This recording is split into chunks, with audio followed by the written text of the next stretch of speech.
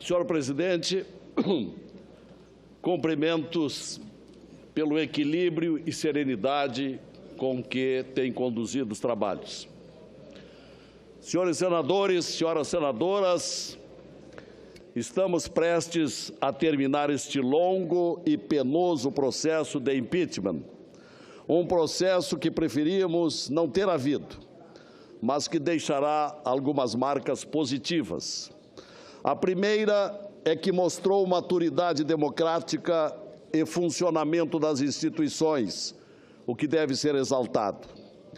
Esse processo deixa lições com ênfase no alerta aos governantes e os compromissos que juraram cumprir. E assim se espera que o Brasil saiba sair mais forte desse traumático, histórico, mas também pedagógico episódio. Até 3 anos passados, a presidente da República desfrutava de altos índices de aprovação nas ruas, nas pesquisas de opinião e no Congresso Nacional. Esse prestígio, no entanto, esfumou-se, súbita e justamente quando da apuração dos crimes no andamento da Operação Lava Jato. Pelos erros, crimes e conivências que começaram nas descobertas que foram surgindo na operação, onde integrantes do governo Dilma e mais ainda do seu partido e de integrantes do governo do seu padrinho político, que deixaram graves digitais de omissões, conivências e cumplicidades. Tudo desvendado durante os interrogatórios e colaborações premiadas. Figuras de confiança do governo, como o líder do Senado, Delcídio Amaral, o diretor da Petrobras, Nestor Cerveró, o casal marqueteiro João Santana e Mônica, os tesoureiros do PT e outros implicados presos ou condenados. Muitos já revelaram. Ali surgiram fartas provas de que a eleição da presidente em 2014 estava viciada por apoios financeiros mal havidos e à custa da ruína de estatais, como a Petrobras, e perniciosos contratos superfaturados no conluio com empreiteiras de grandes obras públicas. Por esse conjunto de fatos, senhores senadores, irrefutáveis, que se passou a chamar de conjunto da obra, que o governo não quer ouvir, por razões óbvias, porque incriminadoras, é que esse processo de impeachment também precisa ser encarado nos aspectos políticos, como é próprio de um feito, de um impeachment, porque é proposto, discutido e julgado por políticos numa casa de natureza política. Mas, é claro, não se desconsideram jamais os aspectos jurídicos.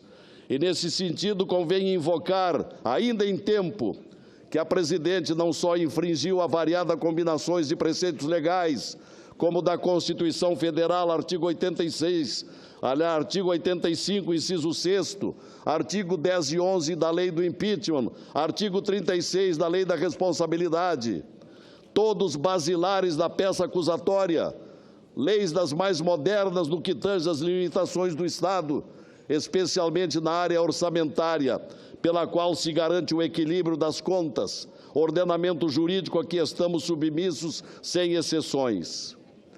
Agora, a legislação também envolve este julgamento num outro fundamento que faço questão de trazer aqui. É o artigo 37 da Constituição Federal, um dos artigos mais importantes da nossa Carta Maior, porque desrespeitado pela detentora do Poder Executivo, porque se não o tivesse descumprido, não estaríamos vendo a escalada da crise econômica, ética e política que o Brasil está vivendo, com consequências nefastas, com inflação, devastador desemprego, empresas falidas ou em dificuldades para pagar suas contas, desestruturação de tantas famílias por causa da crise, falta de recursos para obras de infraestrutura, falta de assistência à saúde pública, à educação, ao saneamento e a outras tantas carências nacionais. Diz o artigo 37 da Constituição, A administração pública, direta e indireta, de qualquer dos poderes da União, estados ou municípios, obedecerá aos princípios da legalidade, impessoalidade, moralidade, publicidade e eficiência. No mínimo, senhores senadores, 3 desses sagrados princípios básicos da administração pública foram violados pelo governo da presidente. Por exemplo, como falar em legalidade do governo se descumpriu a lei orçamentária e a lei da responsabilidade fiscal? Crimes cabalmente demonstrados no relatório magistral do professor e senador Antônio Anastasia. Como falar em cumprimento do princípio da moralidade se desde a eleição do governo Dilma provém de ilícitos, com uma campanha eleitoral patrocinada por verbas ilegais, caracterizando o estelionato eleitoral, como demonstrou hoje pela manhã a advogada Janaína Pascoal em minucioso e brilhante pronunciamento. Talvez o ponto mais alto desse longo processo de tantos pontos altos. E depois a fraude documental na tentativa de esconder o cometimento das pedaladas e dos créditos suplementares. O princípio da moralidade foi claramente atropelado pela acusada. E, por fim, como falar em eficiência, se a presidente está entregando ao governo, ao seu sucessor, com uma estratosférica dívida pública, um PIB abaixo de zero, um país de crédito rebaixado pelas agências de classificação de riscos, um país com enorme fuga de talentos para o exterior ante o descrédito em solução próxima, um desemprego que se dissemina tristemente por toda parte, um fechamento de empresas, a gastança desenfreada e irresponsável, os 39 absurdos ministérios, um governo desastrado por qualquer enfoque que se queira examinar, um caos completo que só não enxergam ou não admitem brasileiros pouco informados ou iludidos por demagogias. Portanto, senhores e senhoras senadoras, não julguemos hoje por enganos ou passionalismos.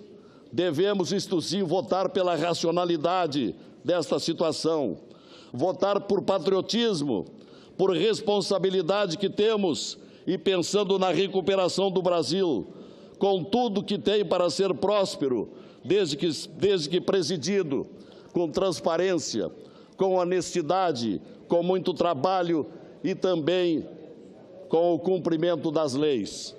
Obrigado, senhor presidente.